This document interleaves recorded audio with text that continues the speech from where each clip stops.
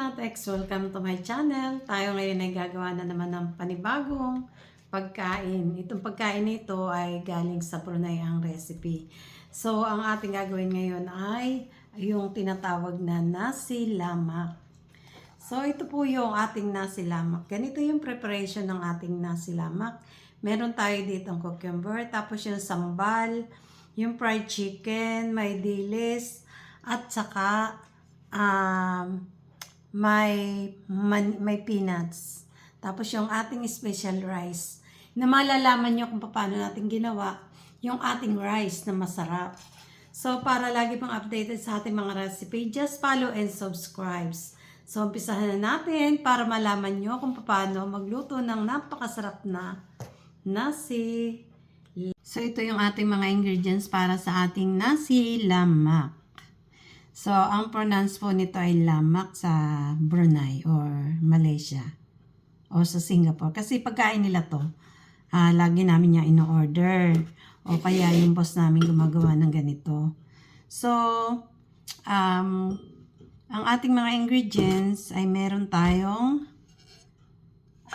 garlic, tapos yung ating ginger, yung ating chili na bird eye, tapos yung mahaba na chili. Pinaka-importante meron tayong nito yung dried chili. So, lalagyan natin siya ng water para ma-dehydrate natin siya. Meron din tayong onion na slice, tapos yung chinap natin, tapos ito yung slice. Bali ito mamaya natin gagawin, pero ito kasama na natin sa gigilingin. Meron nga pala ako nito, ito yung shrimp cube na tawag anchovies, parang anchovies to yung inano nila, binilad tapos parang chocolate. Nakakabili nito sa Divisoria. Pero sa Brunei napakarami ng ganito. Ang tawag nila dito bilachan. So sa Bicol naman, kasi gawang Bicol, marami din sa kanila sa Naga. Ang tawag yata nila nun dinailan. So hindi ko sure. Meron tayong sampalok. Ito yung sampalok, lalagyan natin ng water. Siyempre yung ating sugar. Ano nga ba tawag? Basta ito yung pound sugar. Lalagay din ako ng konting dilis. Dahil meron ako nito, konting dilis lang. Pero kung wala kayong ganito, pwedeng dami-damihan nyo yung dilis. At maglagay kayo ng yung heavy, yung dried shrimp. So, yun yung pamalit natin dito. Pero, mas gusto ko tong ganito.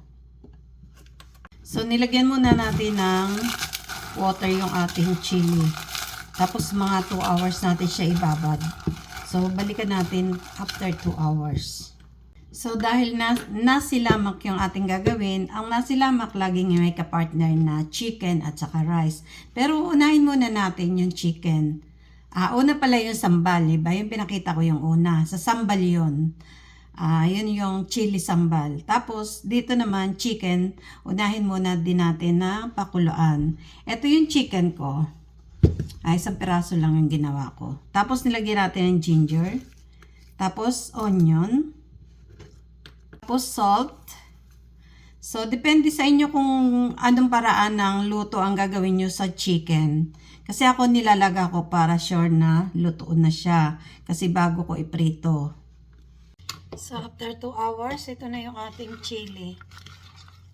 Hihiwain muna natin siya bago natin i-blend. So, hiwa lang natin ng ganyan. Putulin lang natin kasi masyadong malaki, baka hindi siya magiling. Yan, malambot na siya dahil binabad natin. So nasa sa inyo kung tatanggalin nyo yung buto o hindi. Pag masyadong maanghang yung chili nyo, tanggalan nyo ng buto. Pero ito kasi gusto ko talaga maanghang yung sambal natin. Kaya nagdagdag pa ako ng bird's eye. Depende nga sa gagawin nyo. Kung gusto nyo talaga yung napakaanghang, yung mild lang yung anghang. So, ito naman hindi yung sobrang parang wala ka ng malalasahan na sambal. Puro sili na lang. Hindi naman, kasi hindi sa sobrang maanghang itong chili ko. Kaya nagdagdag ako ng siling labuyo. So, lagay na natin yung ating mga ingredients, yung ating palm sugar. Tapos, nahiwa na natin yung chili natin, Tapos, yung ating ginger. So, yung ating bilachan. So, yung garlic. Yan, paghalu-haluin na natin siyan lahat. Yung ating dilis. So, maglalagay na rin tayo ng onion. Yung chinap natin, pero hindi natin ilasasama tong slice natin.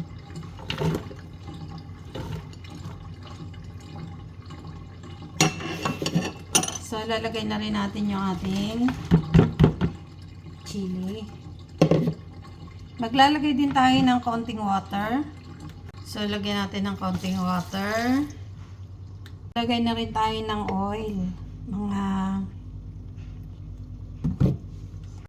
Mga 3 tablespoon lang.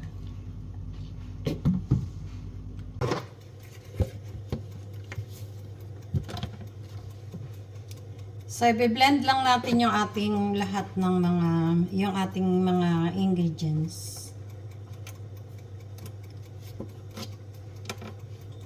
So, ika-crush.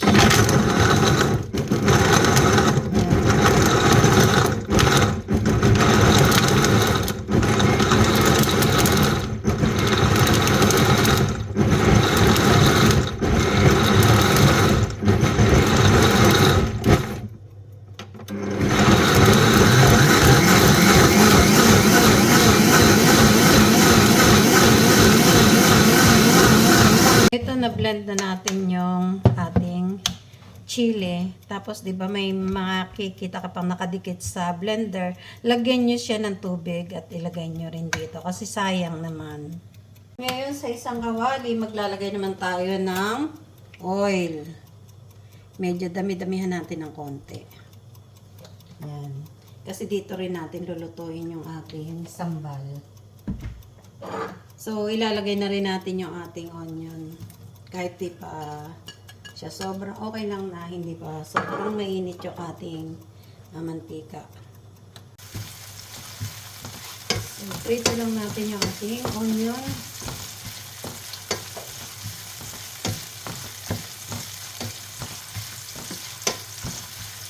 Pag nakita nyo nag-brown na, okay na siya. So, ngayon lalagay na natin yung ating chili.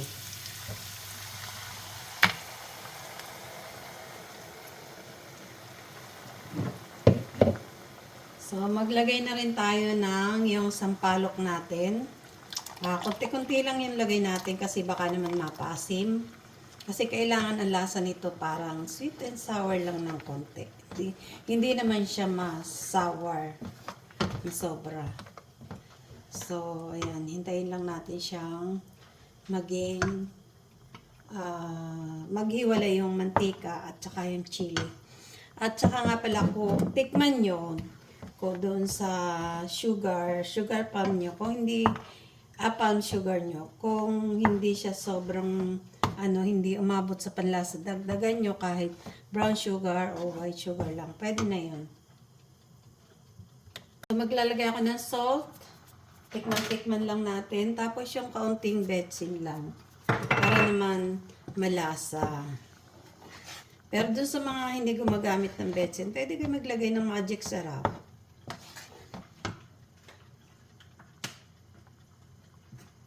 So, yan na. Amoy ko na yung bango ng ating sambal.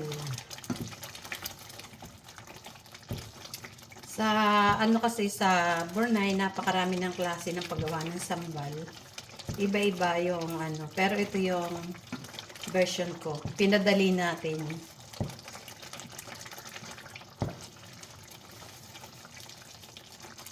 So, yan. Malapit-lapit na yung ating sambal. So, doon sa mga wala nga pa ng sampalok, pwede kayong gumamit ng sampalok natin na pansidan. Masarap din siya. Masarap din siyang ilalagay. Kasi yan yung nilalagay ko pag wala akong sampalok ng isa. So, pag nakikita niya na ganyan na, yan, lumabas na yung mga mantika niya. Yung ramdam niya na wala na yung tubig. At napiprito na siya sa sarili niyang mantika. Sa mantika ang inilagay natin pala. So, okay na yan. Okay na po. So, ngayon, magsasayang naman tayo. Ilalagay na natin yung ating rice. Nahugasan na natin ito ng maraming beses. Yan.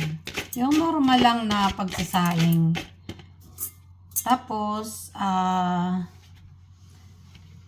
yung pagtutubig natin, ileles natin ng kaunti lang yung ating water. Pero ilalagay na natin yung ating pandan, yung ating ginger, at saka kaunting garlic. So, ilalagay na natin yan dyan. Tapos, tutubigan na natin. So, yan. Tinubigan na natin. Yung tamang tubig lang. Yung parang nagleles lang ako ng mga ilang kutsarang tubig. So, yan. Tatakpan na natin at lulutuin natin. Pero, bago siya yung 100% na maluto, magdadagdag tayo ng konting gata. Kaya nga nag-less tayo ng konting water para dun sa idadagdag nating gata. So, maglalagay nga pala tayo ng konting salt. So, ito malapit na siyang matuyo. Maglalagay naman tayo ng gata. So, ayan, mga half cup na gata ang inilagay natin. Ayan, haluin lang natin mabuti. Ang bango-bango.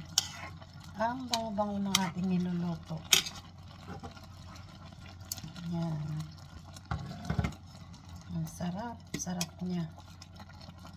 So, pakukuluin ulit natin hanggang maluto na siya. Ang bango ng ating pandan. Tapos, jasmine rice naman yung ating kanin. So, ngayon, luto na yung ating rice. At luto na rin yung ating fried chicken. At saka meron tayo ditong dilis. Ngayon yung symbol natin kung paano symbol yung ating nasi lemak. So, ganito lang. Ito yung pinakamura na pagkain sa Brunei or sa, yung dalawang klase kasi yung pinakamurang pagkain sa Brunei na aming laging tinatangkilik. Yung isang tinatawag nilang nasi katok at ito isang nasi lemak. Ibig sabihin kasi ng nasi ay rice. Tapos yung nasi katok, yung may chicken. Pero hindi naman chicken yung katok. Ano lang yung tawag doon? Ang tawag sa chicken doon ay ayam. So, ito, luto na yung ating rice. Yung rice natin na may gata. Tapos, kaya tayo may dilis. Ito yung side dish nila. Ganitong ganito yung paglalagay. Tapos, may mani silang inilalagay dyan. Pero yung mani nila na nilalagay, yun ay may balat. Pwede na nating sabihin, pwede na rin ito. Diba? Wala kasi kung may balat. So, ayan yun. Tapos, saka natin ilalagay yung ating sambal. Yung sambal natin, lagay na lang natin dito sa gilid. O kung saan mo gustong ilagay, hindi karamihan kasi maanghang to. Parang, ididip mo lang yung chicken at saka yung cucumber dito sa tsaka kakain tayo ng rice. Ganyan lang yung serving ng nasi ayam, nasi katok. Sa nasi katok naman kasi, yung tinatawag nilang nasi katok, chicken lang, sauce at saka rice. Tsaka binubungkos nila yun sa parang papel, tapos doon nila lalagay yung sauce. Ang sarap ng sauce nila. So, ganyan din yung ating sauce. So, ngayon titikman naman natin yung ating niluto na nasi lemak. So, umpisahan natin sa chicken. I love chicken. Tapos, dito sa sambal. Yan. Ganyan lang ang pagkain natin ng nasi lemak.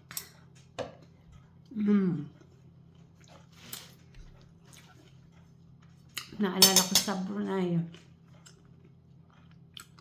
Sarap. Yung anghang niya. Napakasarap.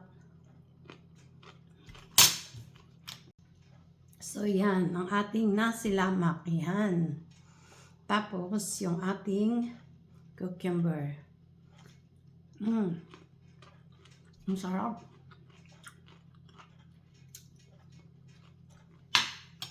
Malayo na ako sa Brunei, pero natitikman ko pa rin. Sabayan natin ang subo ng dilis at saka mani. Ang sarap. Sambal pa lang ulam na, promise. Lutuin nyo to, hindi kayo magsisisi. Hindi kayo magsisisi. Ang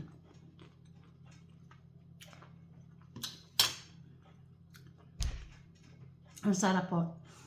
So, para lagi tayong updated sa aking mga recipe, just follow and subscribe. Thank you for watching!